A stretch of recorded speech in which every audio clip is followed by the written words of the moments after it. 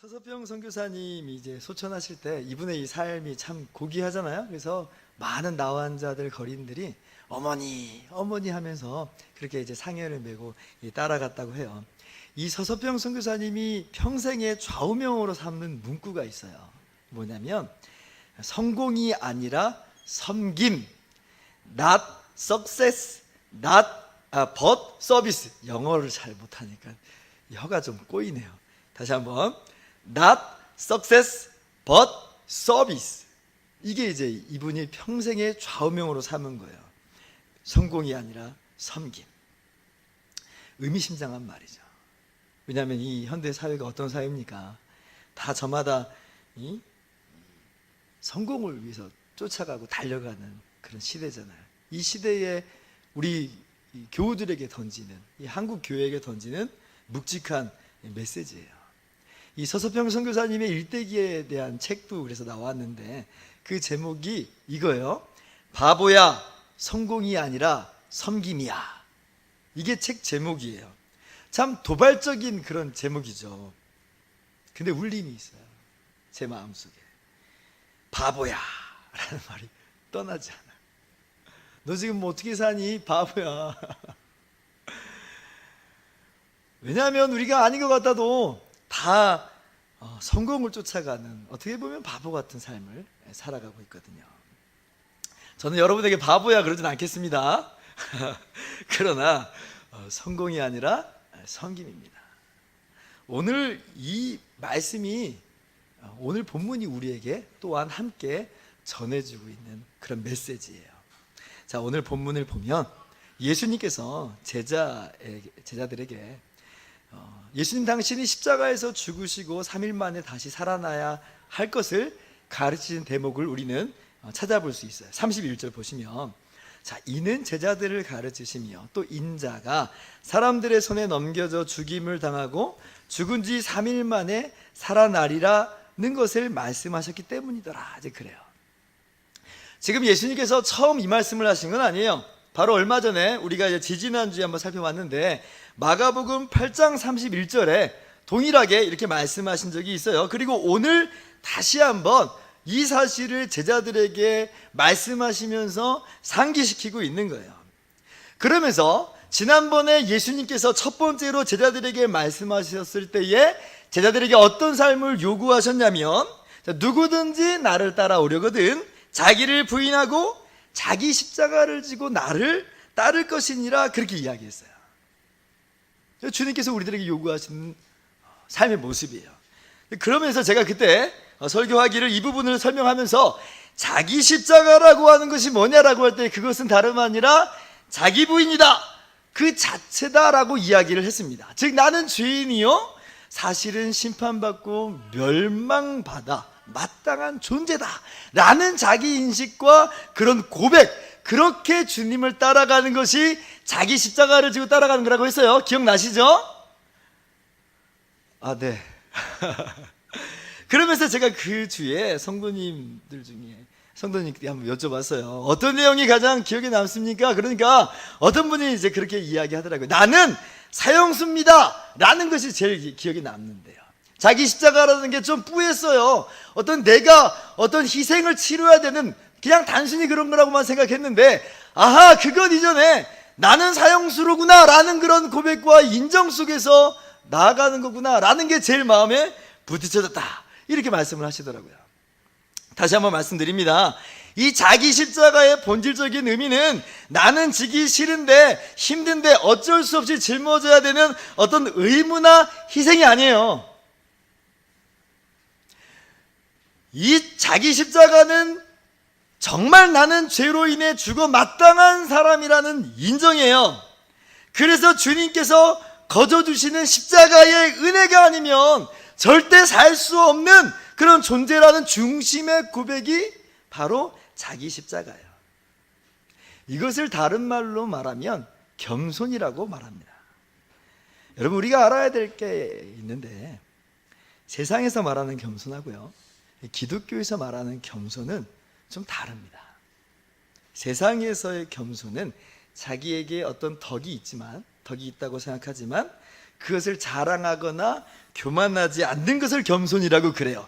실제 낮다는 얘기가 아니라 그냥 자신을 낮춘 거를 겸손이라고 해요.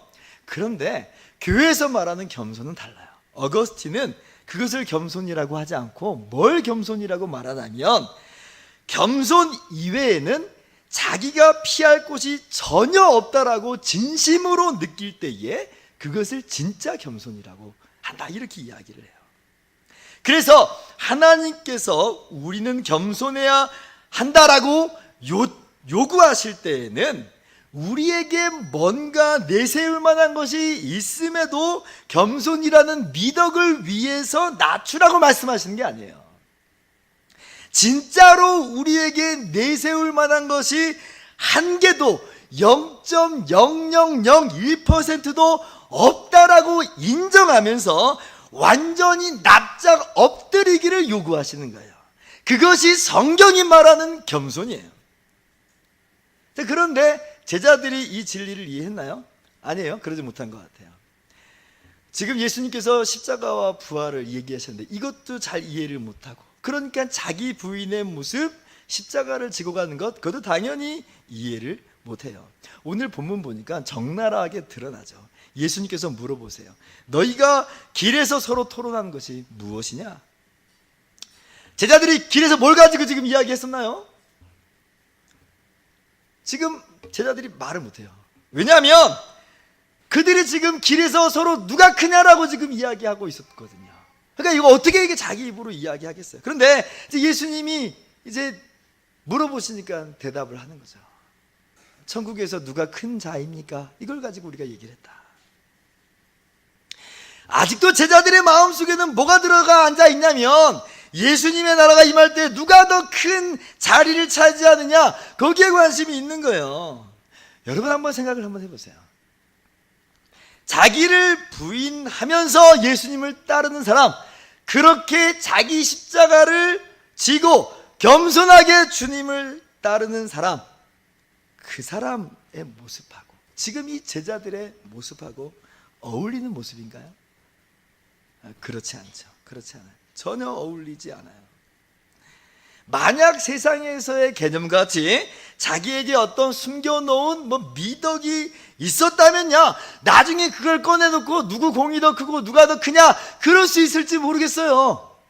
그러나 우리 신자들의 겸손은 그런 것이 애초에 내게 아무것도 없습니다라고 말을 하는 것이라고 한다면, 어떻게 누가 더 크냐라고 이야기할 수 있겠어요? 그렇게 말할 만한 건덕지가 아무것도 없잖아요. 아니 조금이라도 있어야지 누가 더 크냐라고 그러지. 지금 나는 사형수입니다라고 하는 사람이 어떻게 누가 더 크냐라고 말할 수 있겠어요? 불가능한 이야기예요. 그러니까 제자들이 아직도 잘 모르고 있다는 거예요. 여러분, 정상적인 신앙생활에 있어서는 하나님 앞에서의 겸손, 그래서 반드시 어떻게 나타나게 돼 있냐면, 형제 자매 사이에서도 겸손의 모습으로 나타날 수밖에 없어요. 내가 덕이 있는데 낮추는 그런 겸손으로 나타난다는 이야기가 아니고, 정말 나는 아무것도 없다라고 하나님 앞에서 겸손한 그 모양 그대로 형제와 자매 사이에서도 나는 아무것도 아닙니다라는 고백, 이것이 바로 형제와 자매 사이에 정상적인 겸손의 모습이에요. 그래서 내가 지금 겸손하지 못한다, 형제와 자매 사이에서 겸손하지 못한다 라고 하는 것은 지금 비정상적인, 주님께서 우리에게 정말 요구하시는 자기 부인의 삶, 십자가를 지고 살아가는 그 삶에서 조금 어긋나 있는 거예요. 그렇기 때문에 형제와 자매 앞에서 겸손한 사람들은 이제 무엇을 하게 되냐면 바로 섬기는 일을 하게 돼 있어요.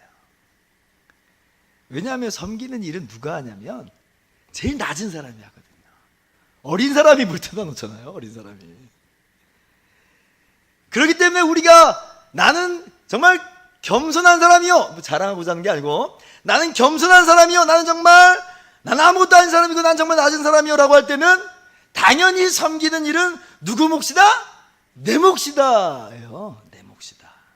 그래서 교회에서의 섬김은 원칙적으로 섬기기 싫고 힘든데 섬겨야 하기 때문에, 섬기라고 했기 때문에 섬기는 게 아니고, 정말 나는 낮은 자이므로 마땅히 섬기는 것, 이게 바로 교회 안에서의 섬김이 갖고 있는 구조예요. 그래서 우리 모두가 정상적인 신앙생활을 한다고 이제 가정을 해본다면 모두가 낮은 사람이잖아요, 그죠? 그러니까 모두가 상대방을 나보다 더 나은 사람으로 여기면서 살아가는 거예요. 그렇게 섬기는 것이 정상적인 교회 생활 이에요. 그런데 여기까지 들으니까 참 이상적인 모습이구나. 왜냐하면 이런 본질적인 모습을 우리가 신앙생활의 본질적인 모습이라고 알고 있으면서도 그러지 못한 모습을 봐요. 아니면 다른 사람 이야기하기 전에 우리들의 모습을 보면 서로에게 겸손하기보다는 자랑하고 교만하면서 섬기기보다는 대접받으려 하고 이제 그런다는 거예요. 내가 누구의 이야기를 들기 앞서서 제가 제일 문제되잖아요. 그래서 오늘 말씀을 준비하면서 저 스스로에게 한번 물어봤어요. 너는 왜 교회를 섬기고 있느냐? 정말 네가 낮은 사람이라는 그러한 인식과 인정 속에서 교회를 섬기고 있는가? 교우들을 섬기는가? 아니면 이걸 가지고 좀 더 나은 뭔가를 이루어내고 어떤 발판 삼으려고 지금 그러고 있는가? 한번 스스로 물어봤는데 할 말이 없더라고요. 할 말이 없어요. 어거스틴이 이런 말을 썼습니다. 감독, 즉 목사는 수고하는 직책이다. 다른 사람을 섬기는 사람이라는 거예요. 그러므로 우월하기를 열망하는 사람은 감독이 아니라는 사실을 알 수 있다 그랬어요. 우월하기를 제 안에 원하는 마음이 있나요? 그러면 그것이 제가 정말 목사가 아니라는 것을 드러내 보이는 거예요. 진짜 목사는 그런 사람 아니라는 거예요. 그러니까 제가 스스로에게 나 진짜 목사 맞나? 목사 맞나? 섬김이 신앙에 마땅한 결과로 나타나야 하는데 섬김이라는 도구로 결국은 나를 자랑하고 내 이름을 드러내려고 한 것은 아니었나. 이런 어떤 자책, 이런 모습을 제 안에 가지게 됐습니다. 여러분, 어쩌면 이러한 모습 우리 모두의 마음일 수 있어요. 서로 누가 더 크냐. 우리도 이제 그런 모습들을 종종 갖거든요. 우리는 오늘 이 제자들의 모습에 좀 아연실색하죠. 아니, 예수님은 지금 십자가에서 지금 죽으실 거라고 이야기하는데, 그래서 이제 죽으시려고 예루살렘에 들어가시는데, 아니, 제자라는 사람들은 어떻게 그런 주님의 모습하고 전혀 다른 모습으로 자기 자리 다툼이나 하고 있어? 되게 한심해 보이죠? 아니, 그런데 그렇게 쉽게 생각할 게 아니에요. 여러분, 이 제자들은요, 어떤 사람들이냐면 3년 반이나 예수님 따라다니는 사람이에요. 그것도 자기 생업 다 포기하고 일가 친척 다 떠나고 모든 편안함과 모든 안락함 다 버리고 떠돌이 방랑 생활을 지금 하고 있는 중이에요. 헌신도로 따지면요, 우리하고 지금 상대가 안 돼. 우리가 비교가 안 돼요. 우리가 이 제자들을 따라갈 수 없어요. 그들은 우리들에게 내가 더 많이 헌신했고 내가 더 많이 수고했어 라고 우리들에게 이야기할 만한 그런 사람들이에요. 그러니까 내가 더 커 이렇게 말할 수 있는 사람들이에요. 근데 우리 보세요. 제자들만큼도 헌신하고 수고 안 했으면서 얼마나 우리의 공로를 좀 드러내려고 하는지. 제자들에게 10개의 비판거리가 있습니까? 우리에게는 100개의 비난거리가 있는 거예요. 선배 목사님들에게 듣는 내용이에요. 개척교회가 성장해 나가는데 여러 어려움들을 이제 도중에 만나게 된다고 합니다. 근데 그 중에 하나가 뭐냐면 임직식이라는 거예요. 임직식. 아니, 임직식이라고 하면 교회 지도자와 섬기는 사람을 세우는 교회 축제잖아요. 정말 복된 일이거든요. 나중에 우리 교회도 임직식을 언젠가 하게 될 텐데 얼마나 그것이 복된 일이고 기다려지는 일인지 몰라요. 근데 왜 문제가 될까요? 개척교회니까 임직식이 있을 때까지 계속해서 성장하겠잖아요. 그 과정 속에서 얼마나 많은 교우들의 피땀 흘린 수고가 있겠어요. 그 헌신들이 있었으니까 교회가 성장하고 나중에 임직식을 하게 될 거예요. 그런데 그러다 보니까 임직식을 앞두고 저마다 자기 공로가 다 한두 개씩은 있는 거예요.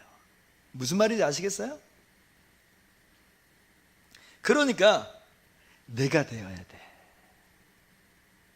내가 더 커. 더 적나라하게 말하면. 그런 마음들이 우리들의 마음속에 찾아온다는 거예요. 그래서 투표했는데 투표하니까 어쩔 수 없이 되는 사람이 있고 안 되는 사람이 있잖아요. 하나님의 섭리 가운데 이루시는 일이에요. 근데 그러면 안 되는 사람들이 시험 든 거예요. 시험 든 거예요. 왜 내 공로가 있는데 내 공로를 못 알아주냐 이거죠. 이렇게 부끄럽고 수치스러워서 내가 이 교회 다닐 수 있겠어? 그러고 있다는 거예요. 이게 바로 제자들이 비춰주고 있는 모습이죠. 하나님 앞에서 참된 겸손이 뭔지를 모르고 있는 거예요. 그러니까 형제자매 사이에서도 겸손의 모습을 나타내지 못하고, 그러니까 섬김에서 실패하고 있더라. 바라기는 우리 예수은혜교회 모든 성도님들은 자기 십자가를 제대로 지시기를 축원합니다. 아니, 저를 포함해서 우리 자기 십자가를 제대로 지고 살아갑시다. 우리가 드러내고 자랑하고 나타낼 만한 건 아무것도 없어요.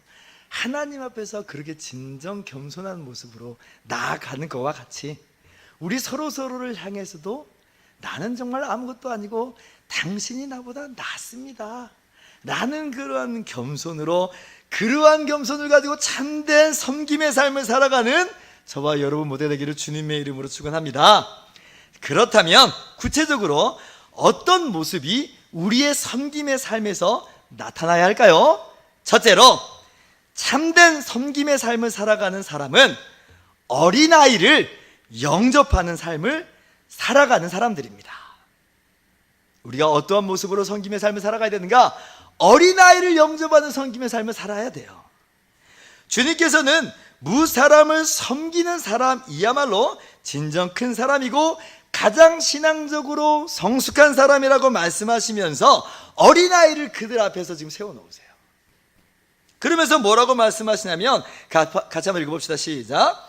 누구든지 내 이름으로 이런 어린아이 하나를 영접하면 곧 나를 영접함이요 라고 말씀하세요. 어린아이를 영접하라는 거예요. 그리고 그렇게 어린아이를 영접할 때 그것이 바로 예수님 당신을 영접하는 것이다 라고 말씀하시는 거예요. 여기서 이 어린아이는 문자적으로 어린아이 자체를 말하는 것이기도 하지만 학자들은 이 어린아이를 궁극적으로는 작은 자, 부족한 자들을 총칭해서 대표해서 일컫는 것으로 이해를 합니다. 그도 그럴 것이, 어린아이만큼 작고 부족한 존재가 어디 있어요. 손만 많이 가고 소위 당장은 쓸모가 없어요. 계속 실수투성이고 발전은 얼마나 더딘지, 그리고 계속 칭얼대기만 하고. 그런데 참된 섬김의 삶을 살아가는 사람들은 이런 어린아이를 영접하는 거예요. 그들의 소리에 귀를 기울이고 받아들여주고 품어줘요. 무시하거나 어떤 비난하지 않고 사랑과 격려의 모습으로 살아가는 거예요. 이게 세상의 모습하고 그래서 다른 거죠. 세상의 모습하고. 왜냐하면 세상에서는 나에게 이익이 되지 않으면 무서우리만큼 차갑고 무관심해지고 쌀쌀 맞아지는 거거든요. 그러나 하나님의 사람들, 이 겸손의 사람들, 섬김의 삶을 그렇게 살아가는 사람들은 다르다는 거예요. 나에게 이익이 없다고 할지라도 그렇게 섬기는 것이 나의 마땅한 몫이다라고 알고 공평함을 잃지 않고 한결같은 모습으로 섬기고 모든 사람에게 하듯이 그렇게 높이면서 살아가는 것, 이것이 바로 믿는 사람들의 모습이다 하는 거죠. 얼마 전에 짧은 동영상을 봤습니다. 그 이화여대 역대 총장 중에 김옥길 총장님이라고 하는 분이 있는데 그분의 짧은 동영상을 봤어요. 이분이 어렸을 때부터 신앙인이에요. 그리고 여러분이 좀 알고 있는 김동길 박사의 누님이에요. 친누님이에요. 근데 이분이 정말 참 그렇게 겸손하신 분이더라고요. 이분이 40세 때 이화여대 2대 총장으로 부임을 합니다. 그리고 3번 연임을 해요. 총 18년 동안 이 총장을 합니다. 인품이 매우 뛰어나고 많은 업적을 남겨서 이화여대가 이분의 손에 의해서 많이 이제 발전을 하게 돼요. 근데 이분이 그래서 마음만 먹으면 더 연임할 수 있었어요, 사실은. 젊은 나이에 총장이 됐으니까 퇴직할 때까지는 계속 이제 할 수가 있었던 거죠. 그런데 이제 그 자리에서 내려와요. 내려올 필요 없는데 그냥 내려오는 거예요. 근데 그 이유가 어느 날 한 직원이 총장실에 와서 보고를 하는데 학교의 많은 문제점들을 이제 보고하고 지적했다는 거예요. 아니, 다른 사람들은 잘했다고 칭찬하고 다른 사람들은 학교의 발전과 성장을 지금 이야기하면서 칭송하기 바쁜데 이 사람은 지금 문제점들만 나열하는 거예요. 그러니까 이 김옥길 총장님이 기분이 나쁘더라는 거예요. 뭐야? 속으로 이렇게 생각하면서 그냥 그렇습니까? 그럼 놓고 가세요. 그랬다는 거예요. 애써 이제 그 마음을 숨긴 거죠. 그러면서 이제 혼자 있을 때 그 서류를 한번 들여다보는데 그 직원의 말이 다 맞더라는 거예요. 그때 이분이 결심을 해요. 어떤 결심이냐면 내가 내려갈 때가 됐구나. 왜냐하면 내가 너무 오랫동안 대접을 받는 데 익숙해서 이게 바른 소리를 듣고도 기분이 나빠지는 걸 보니 내가 내려갈 때가 됐구나 하고 내려와 버렸어요. 대단하죠. 대단하죠. 참 겸손한. 보통 사람 같으면 기분 나쁘고 불이익을 오히려 가져다 주지는 않으면 다행일 텐데 오히려 자신의 모습을 돌아보고 원래의 위치로 돌아가는 그 모습에 참 감동을 받았습니다.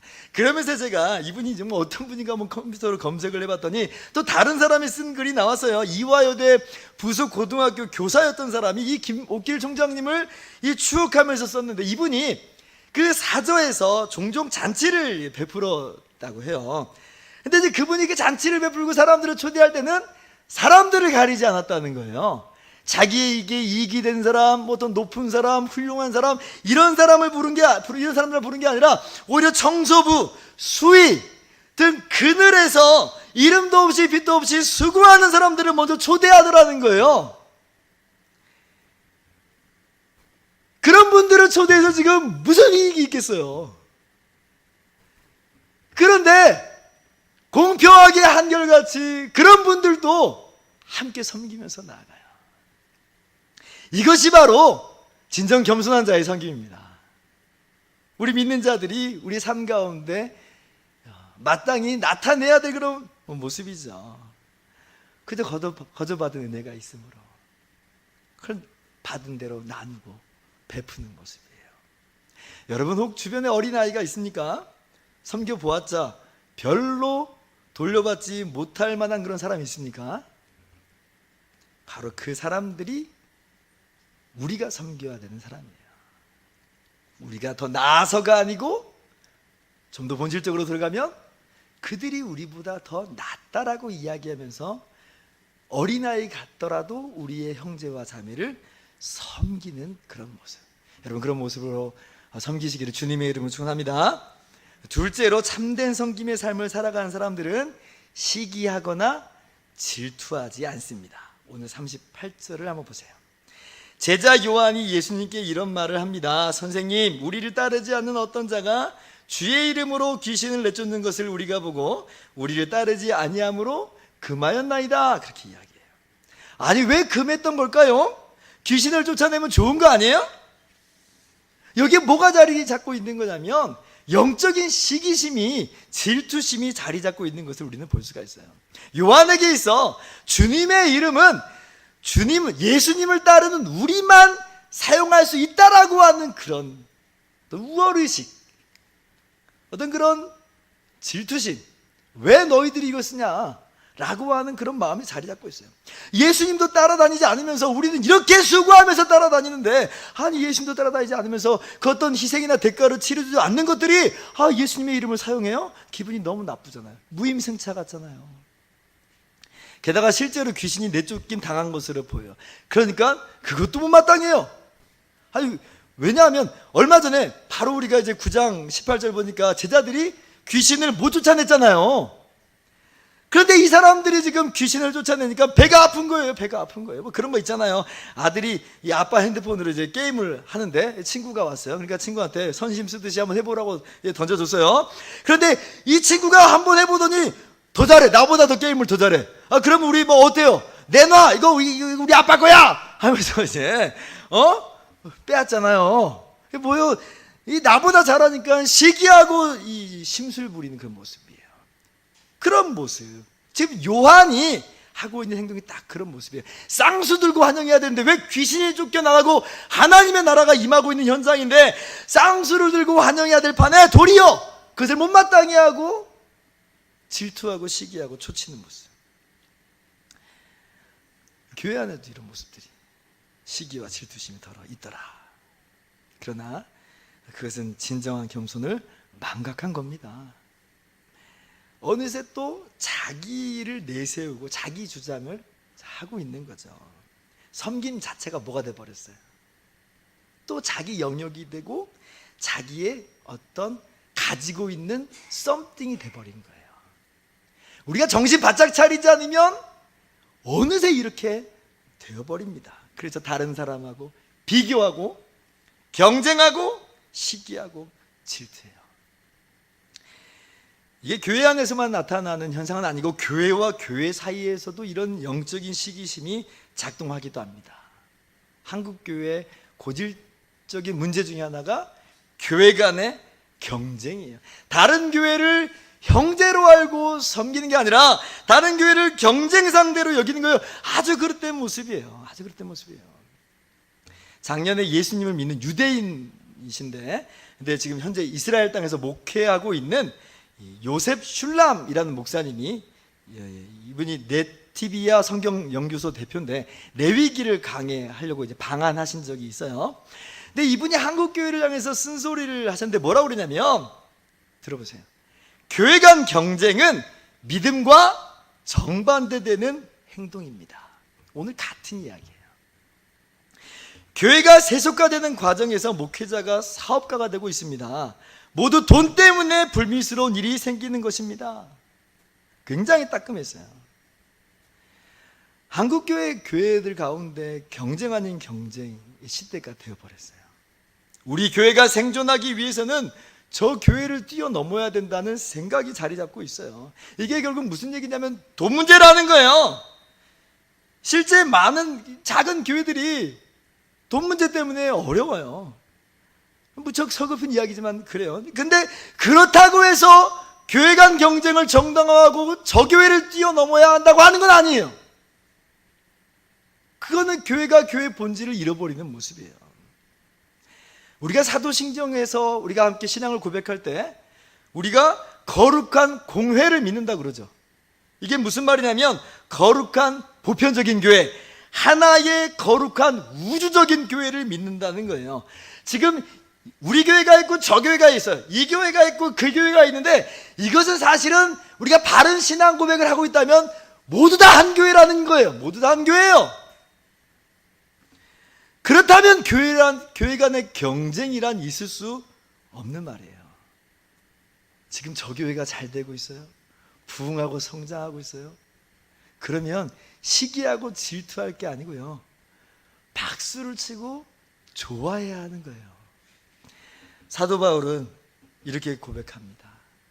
전파되는 것은 그리스도니 이로써 나는 기뻐하고 기뻐하리라. 교회 안에서도 전파되는 것은 그리스도니 그래서 내가 기뻐합니다 라고 말해야 되고요. 교회 안에서도 어떤 사람이 정말 훌륭한 모습을 선한 영향력을 미칠 때 이로써 나는 기뻐하고 기뻐하리라. 나는 잘 못하고 있긴 하지만 그렇다고 해서 위축되거나 그렇다고 해서 질투하거나 시기하거나 할 것이 아니라 주님이 영광 받으시니까 그래서 기쁩니다 라고 이야기하는 모습. 이것이 바울의 모습이고 바로 우리들의 모습이어야 되는 줄을 믿습니다. 우리 마음이 좁아지지 않도록 경건의 연습을 그래서 꾸준히 해야 돼요. 비교의식 내려놓으시고요.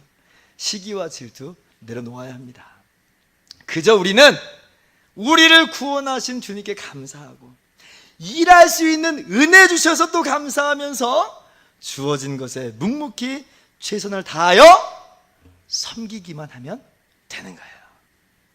항상 기억하세요.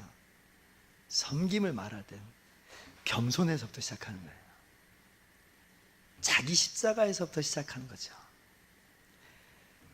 그리고 그렇게 우리가 섬기면서 하루하루 살아갈 때 우리 주님이 얼마나 기뻐하시고 그리고 우리에게 얼마나 놀라운 상을 약속하시는지 41절 말씀이에요. 같이 한번 읽어봅시다. 시작.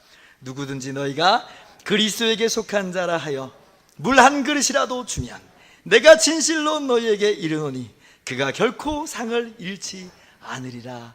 아멘. 물 한 그릇 주는 섬김이 뭐 대단한 섬김이겠어요? 우리가 하는 섬김이 뭐 대단한 섬김이겠어요?